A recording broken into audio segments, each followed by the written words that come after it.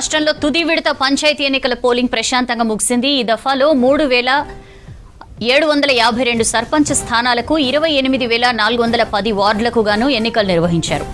ఎన్నికల సరళిని ఎస్ఈసీ రాణి కుముదిని, సిఎస్ రామకృష్ణారావు పరిశీలించారు. అక్కడక్కడ చెదురుమదురు ఘటనలు మినహా పోలింగ్ ప్రశాంతంగా ముగిసిందన్నారు అధికారులు. ఈ నెల 22న కొత్త సర్పంచ్లు బాధ్యతలు స్వీకరిస్తారని చెప్పారు.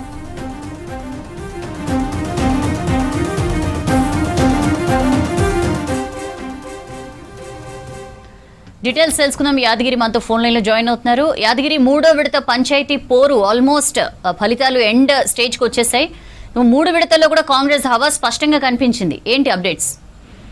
సౌజన్య, ఈ 3 విడతలకు సంబంధించి గ్రామ పంచాయతీల ఎన్నికలకు సంబంధించి మొత్తం 3 విడతల్లో ఈ ఎన్నికలు నిర్వహించారు.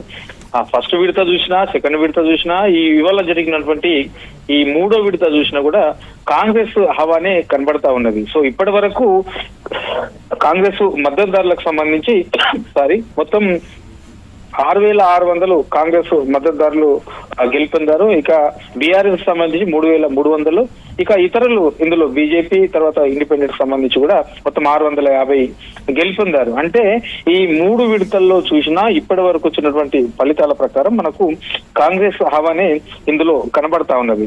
ఇక ఇవాళ జరిగినటువంటి 3వ విడత పోలింగ్ సంబంధించి మొత్తం 3,752 పంచాయతీలకు ఈ పోలింగ్ జరిగింది. అయితే ఇందులో ఇప్పటి వరకు 3,254 పంచాయతీలకు సంబంధించినటువంటి ఫలితాలు కూడా ప్రకటించింది. 9 గంటల వరకు ఉన్నటువంటి అప్డేట్ ఇది ఎన్నికల సంఘం నుంచి. ఇందులో 3,254 ఫలిత గ్రామ పంచాయతీలకు సంబంధించినటువంటి ఫలితాలు కూడా ప్రకటించారు. ఇక కొన్ని మాత్రమే పంచాయతీలు మేజర్ గా ఎక్కువగా ఏదైతే ఓటర్స్ ఉంటారో మేజర్ గ్రామ పంచాయతీ, పెద్ద గ్రామ పంచాయతీలు ఉన్నటువంటి దాంట్లోనే ఇంకా కొంత ఆలస్యం అయ్యే అవకాశం ఉన్నది. ఇంకో 2-3 గంటల్లో పూర్తి స్థాయిలో ఇవాళ జరిగినటువంటి సర్పంచ్ ఎన్నికలకు సంబంధించినటువంటి ఫలితాలు కూడా క్లారిటీగా అనౌన్స్ చేసే అవకాశం అయితే ఉంటుంది. దీనికి ఇంకో 2-3 గంటలు టైం పట్టే అవకాశం ఉంటుంది. అయితే ఈ 3 విడతల్లో చూసినా కూడా ఎక్కడ కూడా ఎలాంటి సంఘటనలు జరగలేదు. చాలా ప్రశాంతమైనటువంటి వాతావరణంలో ఈ ఎన్నికలు జరిగాయి. సో ఫస్ట్ విడత చూసినా అదే తరహాలో ఉన్నాయి, సెకండ్ విడత చూసినా చాలా ప్రశాంతమైనటువంటి వాతావరణం జరిగాయి.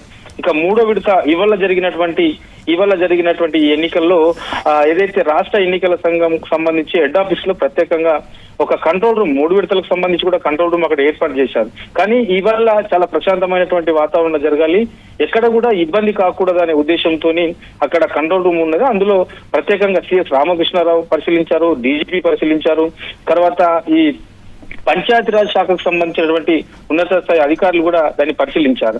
అంటే ఎక్కడ కూడా ఎలాంటి సంఘటనలు జరగలేదు. చిన్న చిన్న ఇన్సిడెంట్స్ తప్ప, చిన్న సంఘటనలు తప్ప మేజర్ గా ఎక్కడ కూడా ఇట్లాంటి మేజర్ సంఘటనలు జరగలేదు. ఈ 3 విడతలకు సంబంధించినటువంటి పోలింగ్ సరళి చూస్తే మనకు చాలా ప్రశాంతమైనటువంటి వాతావరణంలో జరిగేది. ఇక పోలింగ్ పర్సెంటేజ్ కూడా గతంతో పోల్చుకుంటే ఈసారి అత్యధికంగా ఈ పోలింగ్ పర్సెంటేజ్ కూడా ఉన్నది.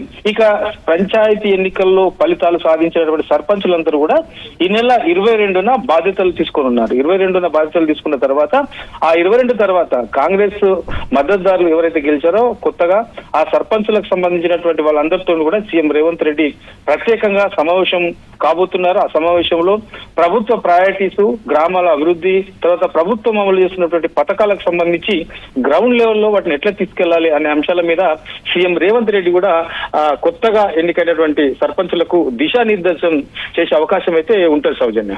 Right Yadagiri, thank you.